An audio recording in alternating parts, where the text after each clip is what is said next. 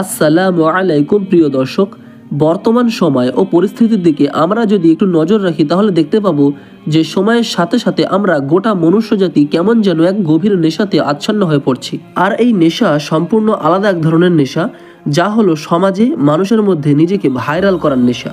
আমরা অধিকাংশই আজ এই ভাইরাল নামক এক ভাইরাসে আক্রান্ত। আর সেই ভাইরাল হতে যদি আমাদেরকে ধর্ম, কর্ম, নীতি, আদর্শ সবকিছু ত্যাগ করতে হয়, বিসর্জন দিতে হয়, প্রয়োজনে আমরা তাও করতে পিছপা হই না। তাই আমি আপনাদেরকে বলবো, সকলের মাঝে ভাইরাল নয়, বরং নিজেকে ইউনিক হিসেবে তৈরি করুন। সকলের থেকে নিজেকে সিক্রেট রাখুন।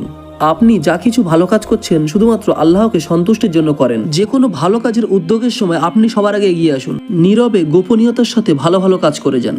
তাই বলে নিজেকে হাইলাইট করে লোককে তা দেখানোর কোনো দরকার নেই। কাজ করুন সমাজের জন্য, মানুষের জন্য, এবং তা যেন হয় শুধুমাত্র আল্লাহকে সন্তুষ্টির জন্য। আর এভাবেই আপনার জীবনে আসবে প্রকৃত সফলতা, ইনশাআল্লাহ।